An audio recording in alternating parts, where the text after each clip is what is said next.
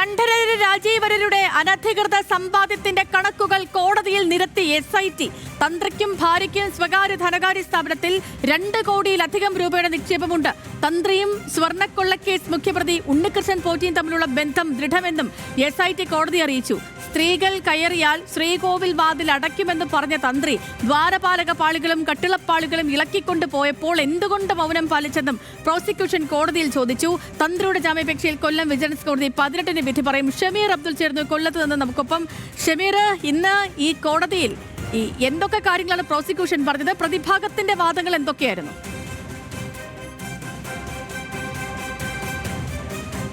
ഇത്തരത്തിൽ സാമ്പത്തിക കാര്യങ്ങളിൽ ബന്ധമില്ല, ഒപ്പം തന്നെ അഡ്മിനിസ്ട്രേറ്റീവ് കാര്യങ്ങളിൽ ഒന്നും തന്നെ ഇടപെടാൻ കഴിയില്ല. അതിലെങ്ങനെയാണ് തന്ത്രിക്ക് ഇടപെടാൻ കഴിയുക? അങ്ങനെയാണെങ്കിൽ ആചാരപരമായ കാര്യങ്ങളിൽ മാത്രമേ തന്ത്രിക്ക് ഇടപെടാൻ കഴിയുകയുള്ളൂ എന്നൊക്കെയുള്ള വാദമാണ് കഴിഞ്ഞ ദിവസം നടന്നത് എങ്കിൽ ഇന്ന് വളരെ നിർണായകമായ വാദമാണ് SIT കോടതിക്ക് മുമ്പിൽ നിരത്തിയത്. ആ വാദങ്ങൾക്ക് മുമ്പിൽ മറുപടി പറയാൻ കഴിയാതെ പ്രതിഭാഗം നിൽക്കുന്ന ഒരു സാഹചര്യം ഉണ്ടായി.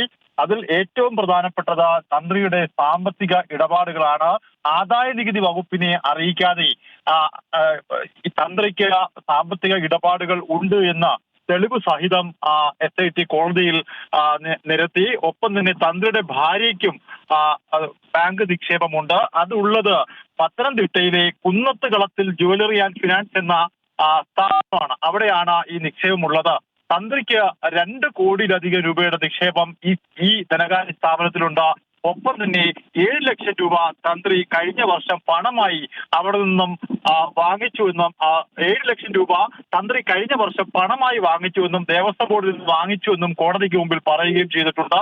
അതിനാൽ തന്നെ തന്ത്രിയെ പബ്ലിക് സർവന്റായി പരിഗണിക്കണം എന്നാണ് പ്രോസിക്യൂട്ടർ കോടതിയെ അറിയിക്കുകയും ചെയ്തത്. ഒപ്പം തന്നെ ഈ സ്ത്രീകൾ കയറിയാൽ ശ്രീകോവിൽ വാതിൽ അടയ്ക്കും എന്ന് പറഞ്ഞ തന്ത്രി ശബരിമലയിൽ നിന്ന് ദ്വാരപാളികളും കട്ടളപ്പാളികളും കൊണ്ടുപോയപ്പോൾ എന്തുകൊണ്ട് മൗനം പാലിച്ചു എന്ന പ്രോസിക്യൂഷൻ കോടതിയിൽ ചോദിച്ചു. അതിനാൽ അഴിമതി നിരോധന നിയമത്തിന്റെ പരിധിയിൽ തന്ത്രി വരുമെന്നും പ്രോസിക്യൂഷന്റെ പ്രധാനമായ വാദം കോടതിയിൽ ഉണ്ടായി. ഒപ്പം തന്നെ ഇവർ തന്ത്രിയും പോറ്റിയും തമ്മിലുള്ള ബന്ധം അത് തെളിയിക്കാനും കഴിഞ്ഞു. അത് ബാംഗ്ലൂരിലെ ശ്രീരാമപുരം അയ്യപ്പ ക്ഷേത്രത്തിൽ വെച്ചാണ് പോറ്റിയെ തന്ത്രി പരിചയപ്പെടുത്തുന്നുള്ള നിർണായകമായ കാര്യങ്ങളും കോടതിക്ക് മുമ്പിൽ വരികയും ചെയ്തു. പ്രോസിക്യൂഷനിലെ അഭിഭാഷകരൊക്കെ തന്നെ വളരെ ക്ഷുഭിതരായിട്ടാണ് കോടതി വിട്ട മാധ്യമപ്രവർത്തകർക്കടക്കം സംസാരിച്ചുകൊണ്ട് ഇറങ്ങിയത്. അഡ്വക്കേറ്റ് രാമപിള്ള ഓൺലൈൻ വഴി ഹാജരായിരുന്നു. പക്ഷേ ഈ പ്രോസിക്യൂഷന്റെ കണ്ടെത്തലുകൾക്ക് മുമ്പിൽ മറ്റൊന്നും പറയാൻ ഇവർക്ക് കഴിഞ്ഞിട്ടില്ല. എന്തായാലും 18-ന് ഈ വിധി ഉണ്ടാകും. സുപ്രധാനമായ വാദങ്ങളാണ് ഇന്ന് പ്രോസിക്യൂഷൻ കോടതിക്ക് മുമ്പിൽ നിരത്തിയത്. അതിൽ ഏറ്റവും പ്രധാനപ്പെട്ടത് ആദായ നികുതി വകുപ്പിനെ വെട്ടിച്ച് സാമ്പത്തികമായ നേട്ടം തന്ത്രി ഉണ്ടാക്കിയിരിക്കുന്നു. തന്ത്രിയുടെ ഭാര്യയ്ക്കും സാമ്പത്തികപരമായും 68 ലക്ഷം രൂപയുടെ നിക്ഷേപം കുന്നത്തുകളത്തിൽ അനധികൃത സമ്പാദ്യം പറയുന്നുണ്ടല്ലോ. ഈ തന്ത്രിയുടെ അനധികൃത സമ്പാദ്യം പറയുന്നുണ്ടല്ലോ. നേരത്തെയും SIT ഇക്കാര്യങ്ങളൊക്കെ പറഞ്ഞിട്ടുണ്ടായിരുന്നു, കോടതിയിൽ അറിയിക്കുമെന്നും പറഞ്ഞിട്ടുണ്ടായിരുന്നു. അപ്പോൾ ഇത് ഏത് കാലയളവാണെന്ന് പറയുന്നുണ്ട്? ഇതിപ്പോ ഈ പോറ്റി 2019-ന് ശേഷമാണോ അതോ അതിനു മുൻപും ഈ സമ്പാദ്യമുണ്ടോ ഇവർക്ക്? തന്ത്രിയുടെ സമ്പാദ്യത്തിൽ ഏറ്റവും പ്രധാനപ്പെട്ടത് 2019-ന് ശേഷവുമുണ്ട്. 2004-ലാണ് ഈ കുന്നത്തുകളത്തിൽ ഇവർ ഈ നിക്ഷേപം ആരംഭിക്കുന്നത്. പക്ഷേ കൂടുതലായി പണം വന്നത്, ഈ സാമ്പത്തിക ഇടപാടുകൾ നടന്നിട്ടുള്ളത് ഈ കാലയളവിലാണ് എന്നാണ് പ്രോസിക്യൂഷൻ ഇപ്പോൾ കോടതിയെ അറിയിച്ചിട്ടുള്ളത്. ഈ പണം എവിടെ നിന്ന് വന്നു തുടങ്ങിയ കാര്യങ്ങളൊന്നും തന്നെ പറയാൻ തന്ത്രിയുടെ അഭിഭാഷകർക്ക് കഴിഞ്ഞിട്ടില്ല. അത് അവരുടെ വ്യക്തിപരമായ കാര്യങ്ങളാണ്. അത് പിന്നീട് അവതരിപ്പിക്കാമെന്നൊക്കെ തന്നെ അവരുടെ അഭിഭാഷകർ പറയുന്നുണ്ട്. പുറത്തിറങ്ങിയപ്പോൾ നമ്മൾ സംസാരിച്ചപ്പോൾ അത് അവർ വാക്കാൽ പറഞ്ഞു പോകുന്നതാണ് കണ്ടത്. എന്തായാലും അടച്ചിട്ട കോടതി മുറിയിലാണ് ഈ നടപടിക്രമങ്ങൾ ഇപ്പോൾ നടന്നിട്ടുള്ളത്. അതുകൊണ്ട് തന്നെ അതായത് ഷമീർ, മനസ്സിലാക്കാൻ കഴിയുന്നിടത്തോളം ഈ തന്ത്രിയുടെ ഭാര്യയ്ക്ക് ഈ പറയത്തക്ക ജോലിയോ കാര്യങ്ങളോ ഒന്നും തന്നെ ഇല്ല. ബന്ധുക്കൾക്കും അങ്ങനെ പറയത്തക്ക വലിയ സമ്പാദ്യമുള്ളവരല്ലെന്ന് തോന്നുന്നു. ഈ തന്ത്രിയുടെ ജോലിയാണെങ്കിലും ശബരിമലയിലാണ്. അപ്പോൾ ഇവർക്ക് ഇത്രയും സമ്പാദ്യം വരണമെങ്കിൽ അത് ഈ ശബരിമല വഴി വന്ന സ്വത്തുക്കൾ തന്നെ. അങ്ങനെയാണ് SIT കണ്ടെത്തലല്ലേ? തീർച്ചയായിട്ടും SIT പബ്ലിക് പ്രോസിക്യൂട്ടറോട് നമ്മൾ സംസാരിക്കുമ്പോൾ അദ്ദേഹം പറഞ്ഞത് അങ്ങനെ തന്നെയാണ്. അതിനെ ഖണ്ഡിക്കാനുള്ള തെളിവുകൾ പ്രതിഭാഗത്തിന്റെ പക്കലില്ല. ഇത്രയും രൂപയുടെ സാമ്പത്തിക ഇടപാടുകൾ, അതായത് പോറ്റിയുമായി ഉൾപ്പെടെ സാമ്പത്തിക ഇടപാടുകൾ നടത്തിയിട്ടുണ്ട്.